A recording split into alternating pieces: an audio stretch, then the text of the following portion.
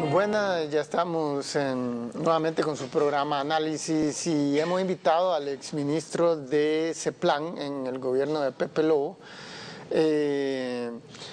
al ministro Julio Raudales, quien fungió hasta hace unas semanas en el cargo.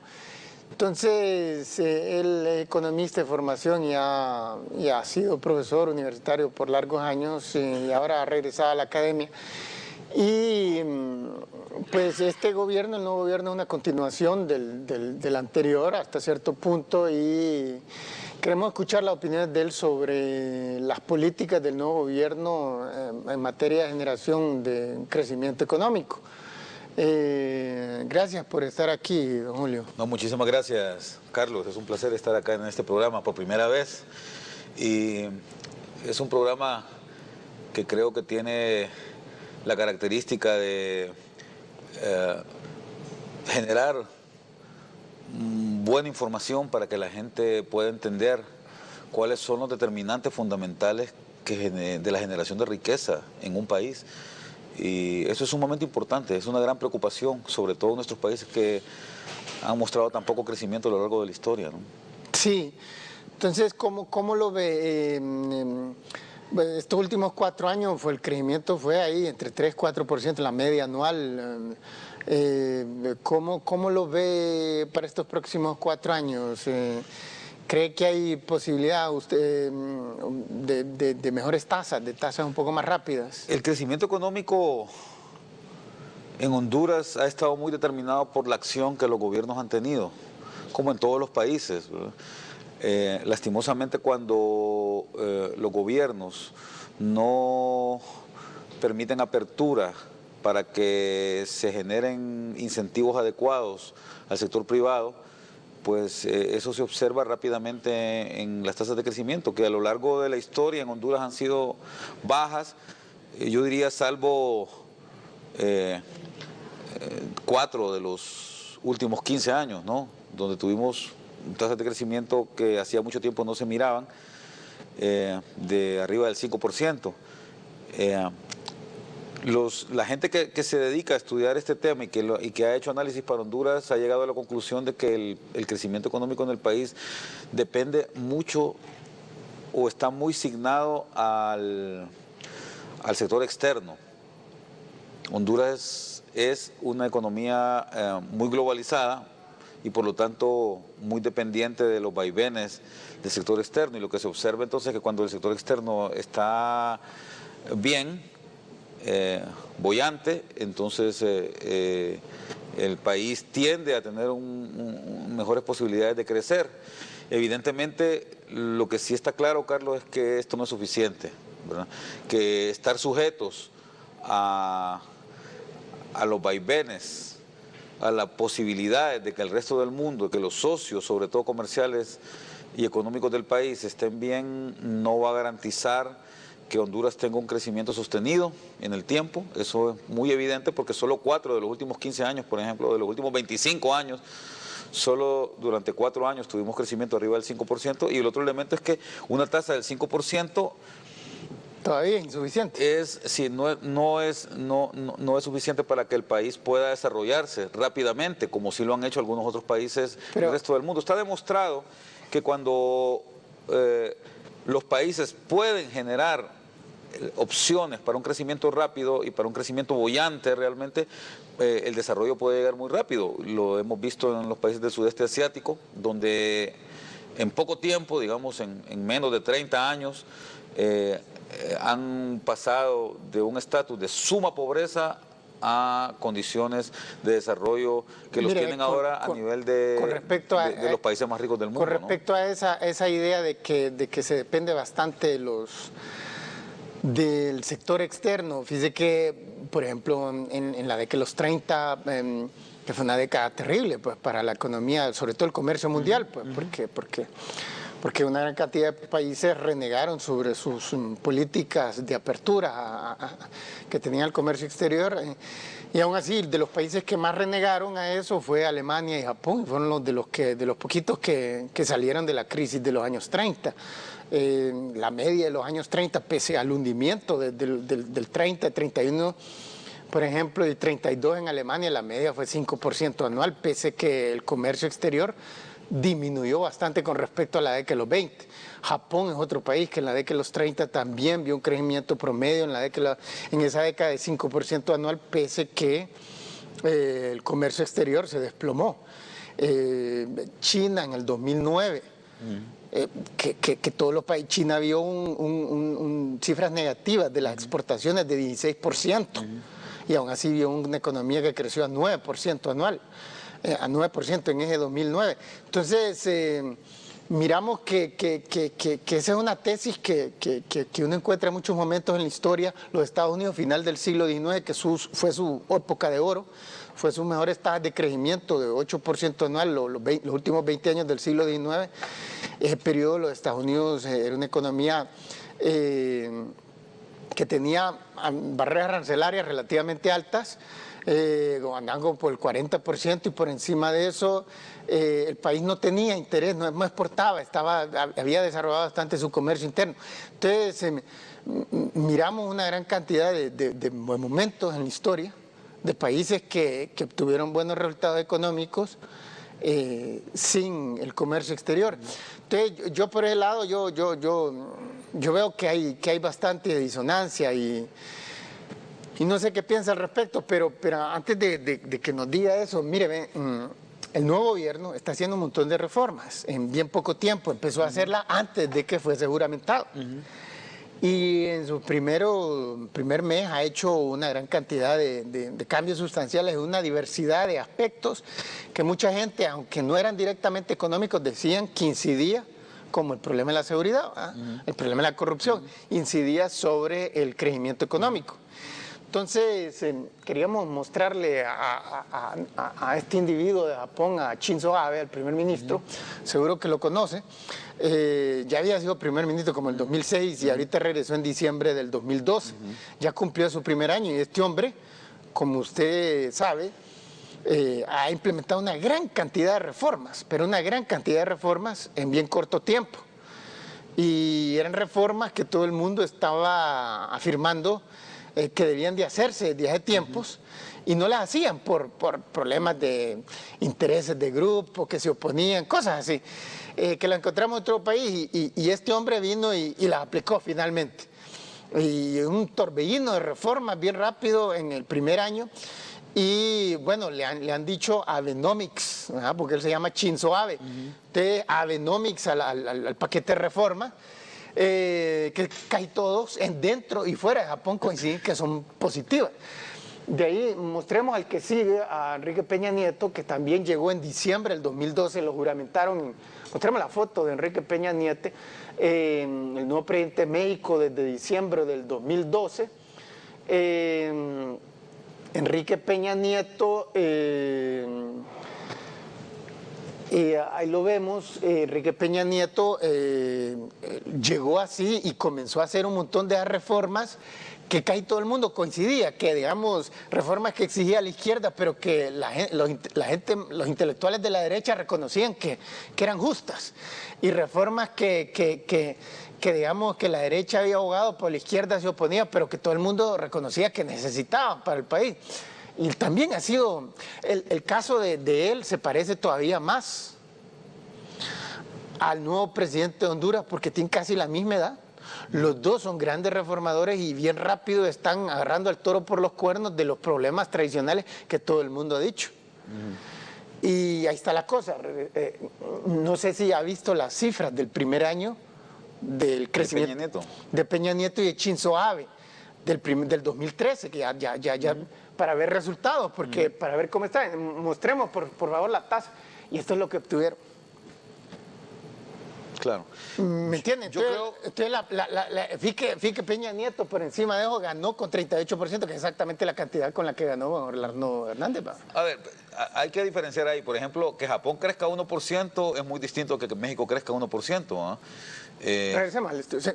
Ese es un tema importante, pero a ver, para ir más o menos en pero orden. Pero 1% para Japón es todavía muy insuficiente. No, estamos claros. Necesita como un 3%. 1% para Japón Es menos peor que para Honduras, claro, 1%, pero sigue siendo malo para Japón. 1% es malo para cualquier economía del mundo. Exacto. Sin embargo, es menos malo para Japón, hay que convenir en eso, que para... Japón había tenido crecimientos en la última década de prácticamente 0%, ¿no? Ahí y por lo menos, entre 1 y 0.5, por ahí andaba oscilando estos últimos 20 años. Ya, sí, es decir, Japón es un claro ejemplo incluso de lo que los clásicos que han estudiado el crecimiento llaman la teoría de la convergencia, ¿no? Es un país que creció mucho y que prácticamente dejó de crecer en poco tiempo, ¿no? Pero, a ver, pongámonos más bien para entrar en materia, Carlos, en los temas que usted me había planteado al comienzo. Entonces, sí, pero la gran pregunta es esa, porque tenemos un reformador. Todo el mundo reconoce que es un reformador, don Juan Orlando. Sí. ¿Ah? Y está haciendo un montón de cosas que por años va a estar diciéndole todo el mundo, la izquierda, el centro y la derecha, y ningún gobierno la quería hacer. Pero hay dos cosas ahí que son bien importantes. Primero, Carlos. Pero nos va a contestar después de la pausa, porque nos la están tocando. Están quedando. Antes de irnos a la pausa, les queremos recordar que nos pueden seguir en nuestra página de Facebook y también los entusiasmamos a adquirir el libro Riqueza para Todos, que se encuentra en librería Guaymuras de Tegucigalpa, en el centro de la capital, librería Metro Nova de San Pedro Sula, en el centro comercial en Galerías del Valle. Bueno, no se vayan, que ya regresamos con más.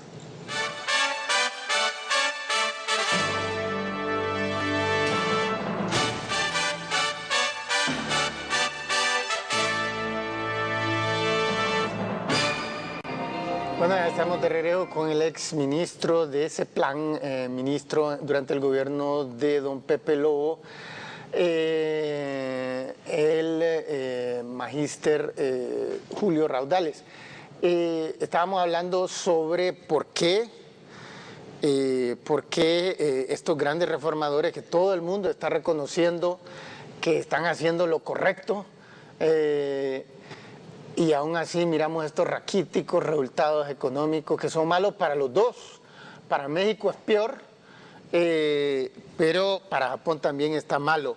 En Japón, en los últimos 15 años, en los últimos 20 años, los ingresos reales de la población media han caído en 15%. Los salarios reales, el poder de compra. Aún si uno ve la tasa de desempleo y no se mira tan mala la de Japón, pero es que ningún país le puede ir bien si se lleva creciendo 20 años como a 1%, a menos de 1% anual. Es correcto. El crecimiento económico es fundamental para que los países se desarrollen, sobre todo para que la gente que vive en los países tenga bienestar.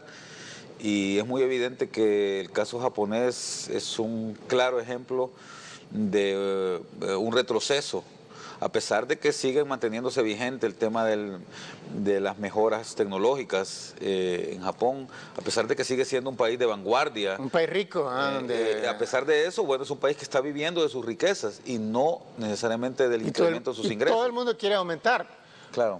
Porque países más ricos que Japón, como los Estados Unidos, y aún así, ellos quieren, todo el mundo está quejando de que en los Estados Unidos la tasa de crecimiento está lenta. Ahora, voy a plantearle dos cosas, Carlos, que son importantes. No le irá a pasar lo mismo a don Juan Orlando, porque las reformas son bien similares. Voy a plantearle sobre todo con Peña Nieto. Dos cosas que son importantes. La primera es que las condiciones para el desarrollo económico cambian en el tiempo, ¿verdad? No es lo mismo, porque usted me hablaba sobre las condiciones de comercio de Japón, de Alemania y de Estados Unidos a finales del siglo XIX y a comienzos del siglo y de las primeras décadas del siglo XX, y evidentemente en aquellos momentos había condiciones para el crecimiento, pese a que no había una total apertura en los países.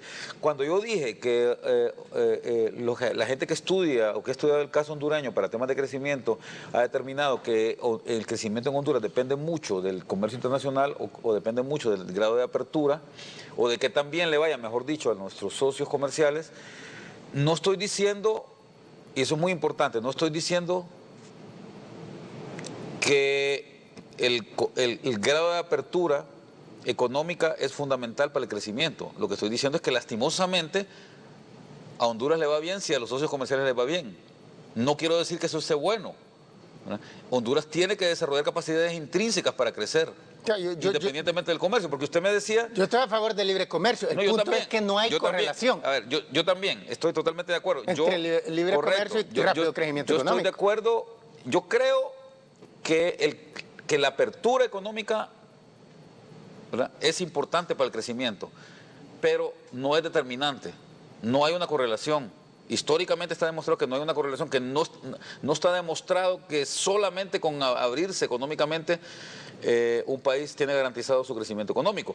El problema en Honduras más bien, y yo lo veo más como un problema, a pesar de que sí creo en el comercio y creo en el grado de apertura, creo que lo peor que podríamos hacer más bien es cerrarnos, pero creo que, creo que solamente, o más bien creo que el depender, que nuestro crecimiento dependa únicamente del grado de apertura, es un problema que tenemos que resolver si queremos tener un crecimiento sostenido. Porque además, y eso es algo que yo les digo siempre a mis estudiantes en la universidad, para que haya crecimiento no basta con que el país crezca 4 años en 5%. Para que haya desarrollo, para que haya bienestar, es necesario que el crecimiento sea sostenido y por una buena cantidad de tiempo, ¿no? Un país como los nuestros, un país como los latinoamericanos, digamos. ¿Cuál es? No hay un riesgo alto de que las reformas de aquí, porque se parecen enormemente a las de Peña Nieto, la única gran diferencia es la de Pemex, porque aquí no tenemos petróleo. Ya le voy a decir sobre eso. Solo quiero cerrar nada más con este punto porque me parece que sí es importante y lo voy a resumir en las dos cosas que dije. Primero, las condiciones históricas en los países varían. Segundo, el grado de apertura es un elemento importante para generar bienestar y para generar crecimiento, pero no es el único, y depender solamente del grado de apertura es un error. Tercero, el crecimiento económico es un elemento que es fundamental, pero en el largo plazo. Es decir, tenemos que tener un crecimiento sostenido. 5%, 6%, 10%, ojalá 12%, en 20 años nos garantiza tener un país tremendamente desarrollado. Ahora, vamos al tema de las reformas, porque usted ha insistido y quiere que este programa se centre mucho en las reformas que el presidente Juan Orlando Hernández ha estado haciendo.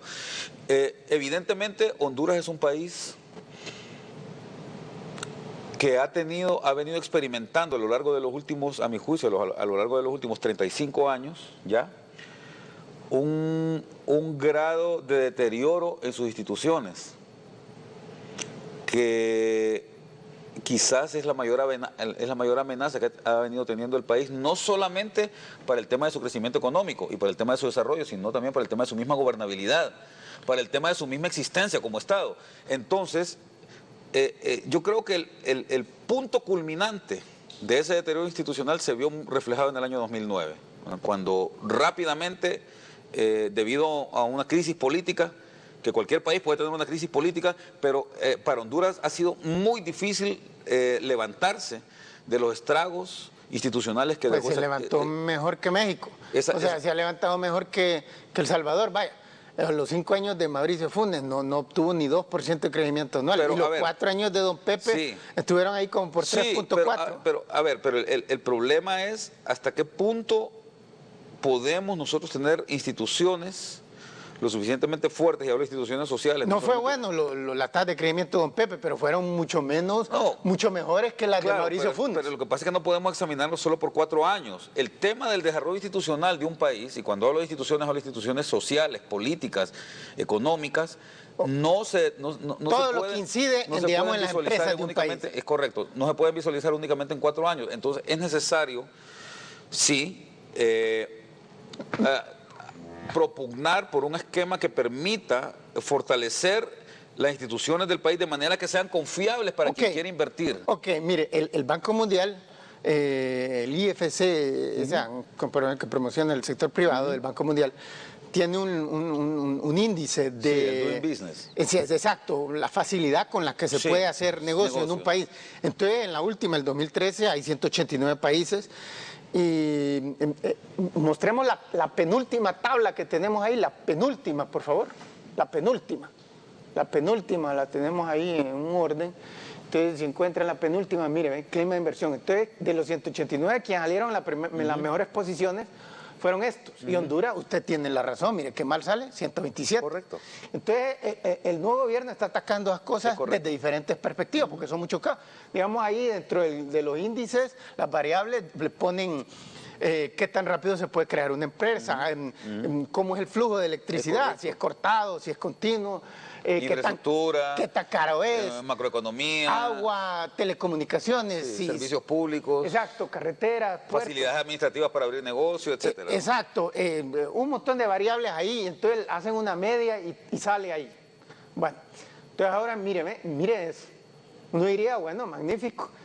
Ahora miramos las tasas de crecimiento de los últimos 14 años, porque estos países han constantemente estado apareciendo en las primeras posiciones, y Honduras ha estado constantemente apareciendo en la misma, sí. Por ahí. No cambia mucho. Varían ahí un poquito más. Y cambia arriba. muchas veces porque lo que ha venido aumentando es el número de países que se analizan. Ok, mostremos la tabla que sigue, o sea, la última que teníamos ahí alineada, la que sigue después de esa, y mire, los últimos 14 años, la tasa de crecimiento de estos países. Y la de Singapur y Hong Kong, pues ha estado un poquito mejor que la de Honduras, pero no es exactamente admirable, porque ninguno ya no está creciendo como por ejemplo en la década de los 60, cuando estaban creciendo a 10% anual. Entonces, Nueva Zelanda peor que la de Honduras. Estados Unidos peor que la de Honduras. Y la de Dinamarca peor que la de Honduras. Y China, que aparece en posición 96. En el Doing Business. Sí, en Doing Business, Easiness for Doing Business del Banco Mundial, obtuvo 9% de crecimiento anual en ese periodo. Claro. Entonces, ven la falta de correlación. Claro, pero lo que pues sucede es que cuando usted compara este tipo de cosas desde el punto de vista del crecimiento económico, es casi como comparar peras con manzanas, porque es como que yo le compare la tasa de crecimiento económico de un muchacho, o la tasa de crecimiento en la estatura de un muchacho de 18 años con un niño de 3 años. Pues. Crece mucho más rápido el niño de 3 años, porque está en crecimiento, mientras que el muchacho que tiene 18 años ya está terminando de crecer. Entonces, usted tiene a Singapur, usted tiene a Malasia, usted tiene a los otros países, a los tigres asiáticos, que digamos han desacelerado su crecimiento económico justamente porque están en niveles de crecimiento mucho más altos. Estados Unidos, por ejemplo. Mire, ve, Qatar, pero, Qatar es mucho más rico que los Estados Unidos.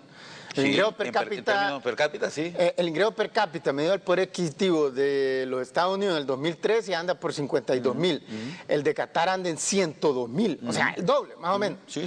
O sea, supuestamente entre más desarrollados, menos necesidades y más lento crecen. Más o menos, siguiendo ese argumento, que yo lo he escuchado muchas veces también en Europa, en los Estados Unidos. Se ve muy claro en los Estados Unidos, por ejemplo. Pero ahí está. Qatar, digamos, si usted mira los últimos 14 años... 14 años de estos mismos, 2000, 2003. Ha tenido crecimientos muy altos. Crecido, ¿no? Como a 10% anual. Sí. Entonces, que un país ya sea rico, que la población ya tenga de sobra ropa y carros y viajes y joyas y todo, los datos nos dicen que no es ningún impedimento para continuar creciendo rápidamente. Que es el caso, por ejemplo, de los Estados Unidos. En la década de los 30, los economistas comenzaron a argumentar eso, porque los Estados Unidos creció a menos de 1% anual, la media de la década de los 30. Pero digamos del 40 al 45 creció a 15% anual los Estados Unidos, 15 y 6% anual. Pese que el país pues supuestamente ya no podía volver a crecer porque ya la población estaba relativamente satisfecha. No, sí, yo estoy totalmente de acuerdo. Y en todas las décadas después creció mucho más rápido que en la década de los 30. Creció a 5%, creció aún a 6%. la última década que mostramos, crecido a 2%. No, a ver, Carlos, yo no digo que no se pueda crecer siendo grande. Evidentemente, pero las medidas que den, por eso es que al comienzo, y ese fue mi primer...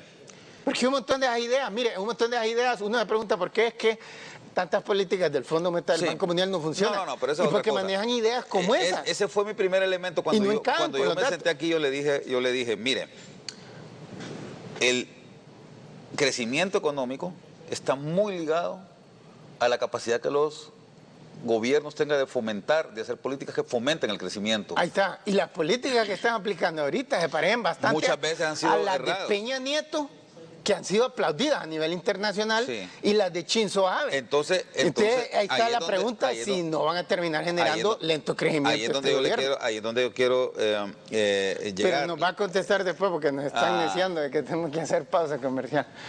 Antes de eso, le queremos recordar que pueden adquirir el libro Riqueza para Todos en librería Guaymuras de Tegucigalpa, en el centro de la capital, y librería Metro Nova de San Pedro Sula en el mall Galerías del Valle. Bueno, no se vayan que ya regresamos con más.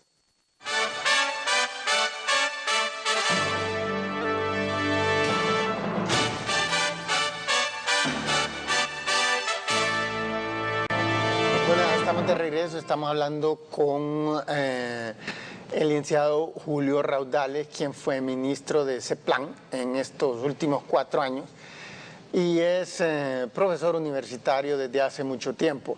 Entonces, estamos hablando con él y estamos preguntándole, él nos ha dicho que muchas personas han venido a asesorar a Honduras, unos son gente como los del Banco Mundial, el Fondo Monetario, el BID, el Banco Centroamericano de Integración, pero también vienen asesores individuales como Paul Romer, que es un hombre considerado como de los 5 más grandes economistas y sobre todo creativos, y también más recientemente Mark Klugman. Entonces, quien ha asesorado al gobierno de Ronald Reagan y el gobierno de George Bush padre. Entonces, y también a otros gobiernos. Entonces, mire, por ejemplo, recientemente él, cuando estuvo aquí, Mark Klugman, estaba hablando estaba citando varios ejemplos de países y sobre todo estaba hablando y el nuevo gobierno y él están hablando del ejemplo de México, de cómo ha traído inversión en el sector de la maquila, en el sector manufacturero, en el sector del automóvil, por ejemplo. Y lleva mucha razón, impresionante la inversión extranjera que ha habido. México es ahora el 4º más grande exportador de automóviles del mundo y está exportando no solo los automóviles más baratos de todo tipo de compañías, las más famosas del mundo, sino que hasta los más caros. La Audi está haciendo automóviles, la Ford, el famoso F-150, que es el automóvil que más dinero le hace a la Ford, ahí lo hacen, ahí por Aguascalientes. Entonces, mire, le queremos mostrar estas tablas, la tercera, la segunda o la segunda, no, sí, mire, ven, crecimiento económico de México. Mire, ven, estos últimos 60 años. Mire, en la década de los 50, en los 60, en los 70 casi no hubo maquila en México. Hubo un fenómeno que comenzó a desarrollarse en gran escala a partir de los 80, cuando la crisis, ¿verdad?, de la deuda, y entonces ellos buscaron nuevas alternativas a la sustitución de importaciones. Y que no ha parado de crecer, pues, no ha parado de crecer. Y mire, ven, qué gigantesca diferencia. El periodo de gran inversión de maquila y las tasas de crecimiento lentas. Y durante el primer periodo, cuando no había o casi no había maquila, las tasas de crecimiento eran respetables. Y son ese tipo de tasas de crecimiento lo que hace que hoy México sea un país de ingresos medios y no un país tercermundista como nosotros. Ellos andan por $15,000 de ingreso per cápita, nosotros andamos por 5,000. Sí. Entonces, nuevamente, mostremos la próxima tabla donde queda más claro el cambio radical de México, que históricamente fue una economía agrícola. Mire, ¿ve? El número 1 exportador de refrigeradores del mundo, el número 1 de televisores LCD, que desde como el 2010 los LCD le quitaron la primera posición a nivel mundial de total de ventas a los CTR, que eran los cuadrados, los gordos, antiguos. El tercer más grande exportador de electrónicos, el 4º más grande exportador de automóviles después de Japón, Corea del Sur y ¿quién es el otro? Y Alemania. Entonces, estos son cambios increíbles y han pasado fundamentalmente en los últimos... 20 años. Sí, del 83, 82 hasta la fecha. O sea que la industrialización no necesariamente es garantía de crecimiento económico. Eso es lo que los datos nos dicen. El caso de Japón es otro país. ¿Qué es lo que Japón no produce? Y de alta calidad. Usted mira las exportaciones de Japón, 99% son productos manufacturados, productos industriales y de alta calidad.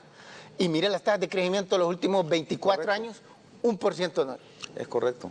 Entonces, nuevamente miramos esta serie de reformas que se parecen mucho a las de Peña Nieto y Shinzo Abe ha hecho zonas económicas especiales ahí dentro de Japón, está con eso ahorita, que parece que es para un país desarrollado raro, porque es típico de países en vías de desarrollo. Y nada. Entonces, es la pregunta, ¿no arriesga el actual gobierno terminar generando las mismas tasas de crecimiento que hemos visto hasta la fecha o todavía más lentas? Mira. Porque solo para regresar con Peña Nieto, mire que los últimos 2 años de Felipe Calderón fueron 4% anual. Y viene él, llega, hace un montón de reformas y se concentra en la economía, contrario al otro que está concentrado en la lucha contra el narcotráfico. Se concentra en la economía y ¡pum!, se cae 1%. Sí, hay que ver qué pasa en estos años, ¿no? Yo repito, es muy importante tener una tasa de crecimiento que sea sostenido, asegurarse que eso suceda. Ahora, yo estoy de acuerdo con que establecer reformas que permitan que haya una mayor capacidad del país para industrializarse no necesariamente garantiza que va a haber un crecimiento económico, como lo muestra el caso japonés de los últimos años, que ha seguido siendo un país fuertemente industrializado y que no ha sabido traducir esa industrialización en crecimiento económico, lo mismo que ha estado pasando con México. Pero, repito, creo que en el caso de Honduras y en el caso del mismo Peña Nieto, hay que darles el beneficio de la duda. Es decir, yo creo que lo peor que podríamos hacer en estas condiciones, Carlos, es no hacer nada, es sentarnos y decir... definitivamente, que hay que hacer entonces, algo hay que hacer. Ahora, yo estoy de acuerdo con usted también en que lo que hay que hacer no es a la zumba marumba, como dicen. No es a lo loco. Así es como han estado procediendo en la historia de Honduras. A mí, fíjese, es correcto. 190 años de improvisación. A mí no se me olvida, por ejemplo, ya que hablábamos de la historia, ¿verdad?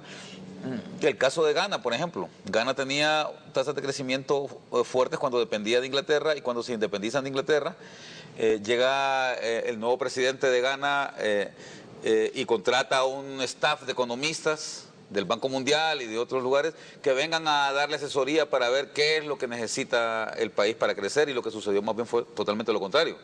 El país se vino abajo debido más bien a las políticas o a las reformas que los economistas o los grandes sabios que contrató en aquel momento y que lo que vinieron a hacer al país, a Ghana, fue a dar recetas de lo que había sucedido, de lo que ellos creían que podía generar crecimiento económico, porque era lo que había sucedido en otros países. Vinieron a recetar eso, y al final esas recetas se tradujeron más bien en una caída en la producción, en una caída en el bienestar del país, y ahora es un país pues subsahariano como cualquier otro, ¿no? Entonces, estamos claros con que venir a copiar recetas. Bueno, más pobre que Honduras en términos per cápita no estoy seguro. Sí, anda como $3,000 de ingreso per cápita. Pero nosotros andamos por el 5,000. Lo que está claro es que... en PPP. Sí, lo que está claro es que copiar recetas o hacer reformas solo porque en otros países funcionaron no garantiza que vamos a tener crecimiento económico. Le pongo el caso de Chile, por ejemplo. Chile, en el 73, inició un proceso de reformas que se profundizó mucho en los años 80, y esas reformas son muy previas a todo lo que a partir de los años 80 y 90 empezó a recetar el Fondo Monetario del Banco Mundial. O sea, Chile inició un proceso de reforma a la chilena. Pero es que argumento. Y luego, permítame, nosotros podemos ver que Chile es el único país que en los últimos 25, 30 años ha tenido tasas de crecimiento de por lo menos 6%, que no es una tasa de crecimiento que garantiza la salida de su desarrollo, pero que en Latinoamérica es el único país que ha logrado mantener un nivel de crecimiento que es consecuente con algún otro país que quiera subir al desarrollo, ¿verdad? Yo sé que hace falta mucho, pero si usted quiere ver cómo un país despegó sin necesidad de copiar recetas ajenas, mire el caso chileno. No, pero mire, lo de Pinochet fue definitivamente mejores políticas que las de Allende. Allende generó 0% de crecimiento anual en sus 3 años de gobierno, con 300% de inflación anual. Y Pinochet tuvo tasas de inflación entre ahí como 10, 20 por ahí, no ideales, pero mucho mejor. Pero la economía creció 4% durante su gobierno. Claro. Entonces, casi 17 años. 17 años, 4% anual, que no es espectacular. No es espectacular, pero es mejor que cero. Y además considerando una tasa de crecimiento de la población relativamente baja. Pero ¿sabe cuál es el problema con eso? El problema es que, por ejemplo, Corea del Sur, en 1961, en diciembre, comienza un nuevo gobierno militar. Sí. Y en el 62 ya crecieron a 10% anual. Y mantuvieron a tasa por 30 años. Correcto. En China, en diciembre del 78, cambió de liderazgo y el 79 ya crecieron a 10% anual y mantuvieron esa tasa de crecimiento. Mano, todavía más o menos se puede decir que la han mantenido. Hay diferencias. Uno ve que el crecimiento económico puede gestarse rápidamente desde el primer año. El punto es que no fue lo mismo que aplicaron allá el gobierno de China y el gobierno de Corea del Sur. Fue un gobierno tecnocrático. Han sido gobiernos tecnocráticos. Mientras que, por ejemplo, los militares en Corea del Sur no estaban decidiendo política económica y no que lo dejaron a los tecnócratas. Ellos ocuparon únicamente seguridad interna y externa. Tampoco los chilenos, ¿no? Ellos también utilizaron tecnócratas. No, pero ahí el que terminaba diciendo esto va o esto no va era Pinochet, que no era competente. Y ese es un fenómeno. Hubo algunas cosas en las que Pinochet se metió en el tema económico, pero muy pocas, ¿no? A ver, pero volviendo otra vez al caso hondureño. O sea, es posible implementar, los datos de la historia nos dicen que es posible implementar reformas y que inmediatamente ha sucedido. Genera no mejor resultado, sino que impresionante incluso. Sí. Pero tenemos que ir a una pausa. Nos la están pidiendo. Siempre que voy a hablar, nos tenemos que ir a una pausa. Carlos me hace trampa a mí. Bueno, me la piden, me la exigen de cabina. Les queremos recordar que nos pueden seguir en nuestra página de Facebook, Dr. Carlos Avión, y también los entusiasmamos a adquirir el libro Riqueza para Todos, que se encuentra en Librería Guaymuras de Tegucigalpa, en el centro de la capital, Librería Metro Nova de San Pedro Sula, en el Centro Comercial Galerías del Valle. Bueno, se vean que ya regresamos con más.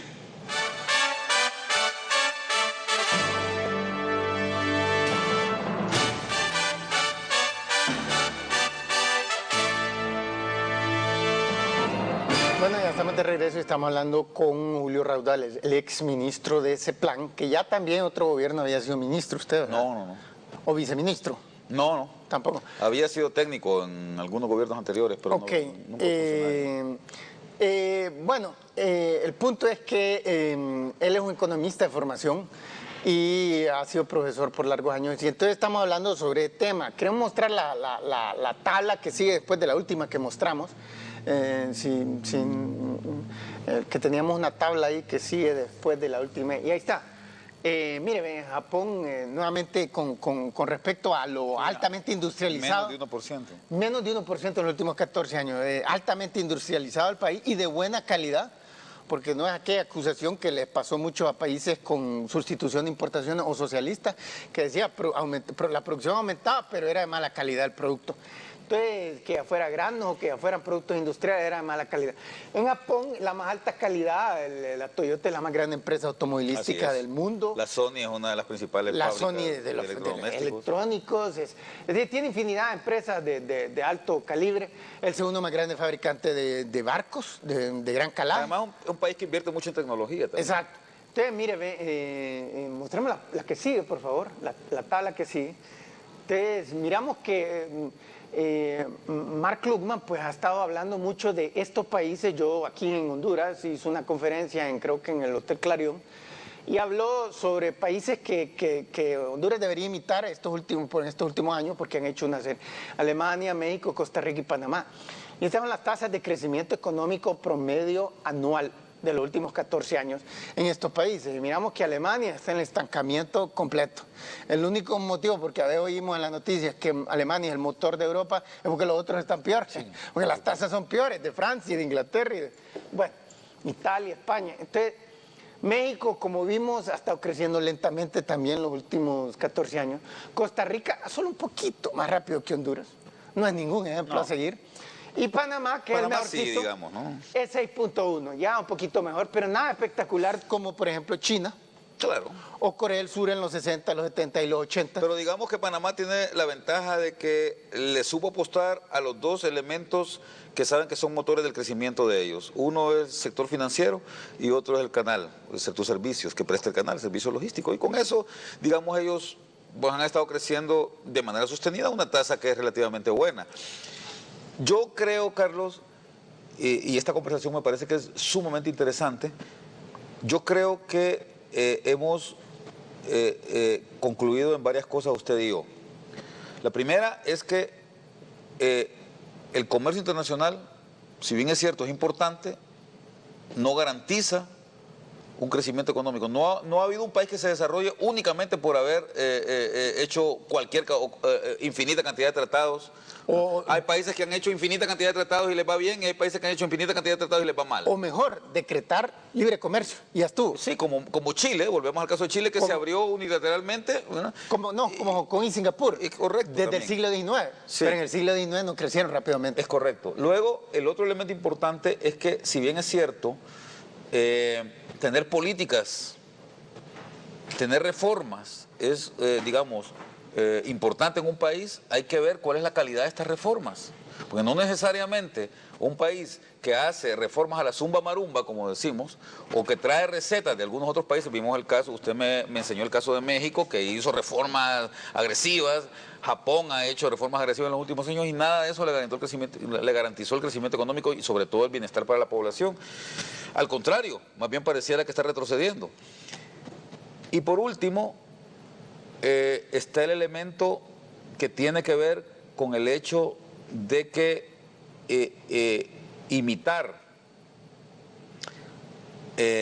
y tratar de consolidar el crecimiento económico solamente con la industrialización tampoco garantiza que se va a tener éxito en el sistema, ¿no? Entonces es importante, y eso es lo que yo creo, Carlos, y ahí podemos disentir usted y yo si quiere, es importante que las políticas que se diseñan, porque sí es importante que haya políticas sanas, que se diseñen políticas la pregunta, adecuadas. ¿cuáles son las sanas?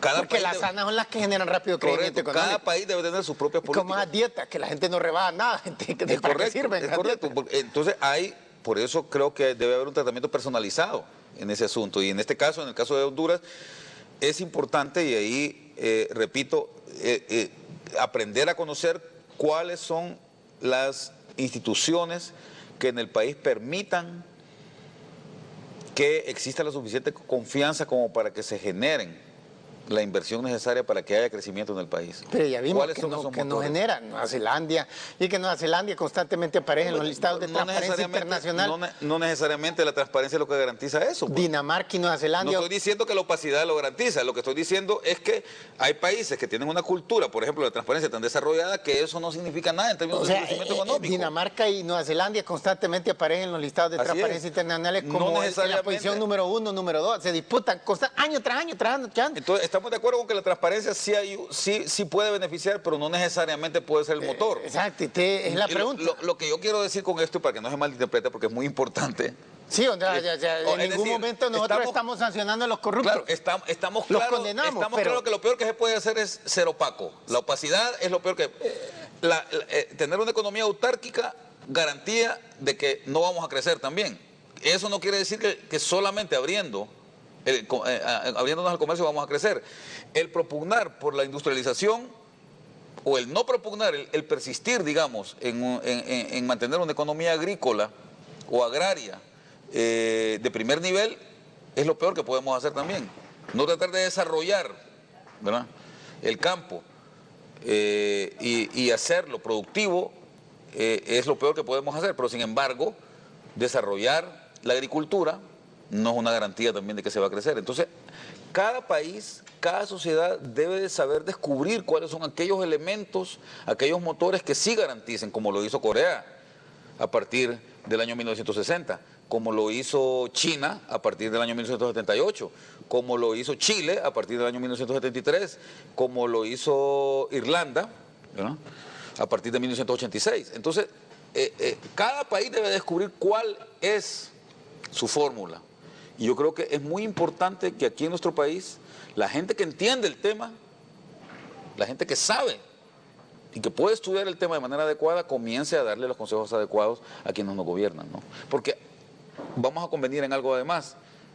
Puede ser que haya habido en el país buenas ideas, pero que estas ideas no necesariamente han tenido el eco suficiente entre las personas que hacen las políticas.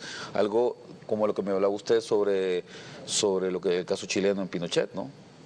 Sí, o sea, yo aquí en Honduras siempre desde más de un siglo han estado trayendo asesores. Visualmente el problema es la implementación, implementan mal las cosas y también un montón de las ideas no son correctas. No nos sirve de mucho que traigan asesores si primero Sí, si que los yo asesores están estaba trayendo viendo recetas. varios de esos videos de Mark Krugman, que de conferencias que da en otros países, y nunca él habla de tasas de crecimiento económico, y uno dice, y parece que él no tiene formación económica. No, es que, yo creo que él es más un asesor para temas de política. Sí, Pero o sea, repito, a ver, yo no estoy en contra de los asesores.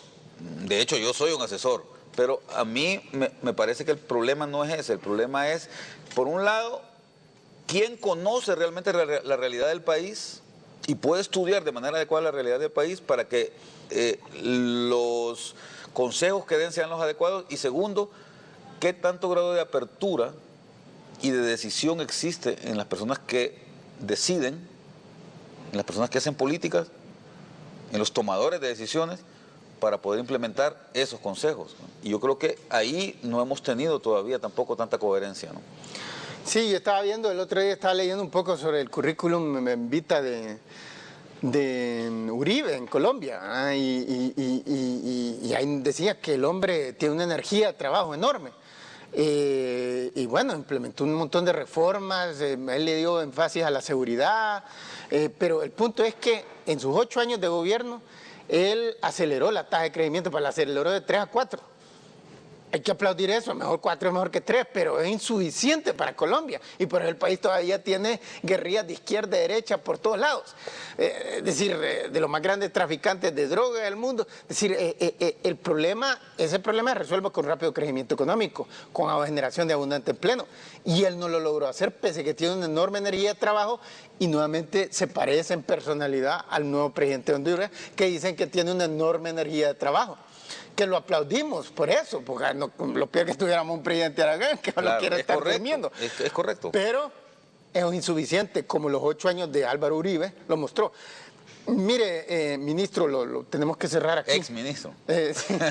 Dice que en los Estados Unidos tienen la costumbre de continuar a decirle, eran ex-gobernadores, bien gobernadores, expresidentes, presidentes. Pero un gobernador es elegido y un gobernador es electo y un ministro es elegido. También les dicen a Madeleine Albright, ahorita la están le dicen Secretaria, sí. Secretaria de Estado. Bueno, Okay. ya nos están echando. Sí, le agradecemos haber estado con nosotros. Vamos a seguir. Y esperamos que vuelva. Pero con mucho gusto. Y también les recordamos que pueden adquirir el libro Riqueza para Todo en librería Guaymuras de Tegucigalpa, en el centro de la capital, y librería Metronova de San Pedro Sula, en el centro comercial Galerías del Valle. Sin más, nos despedimos y esperamos contar con ustedes en la próxima edición de Análisis.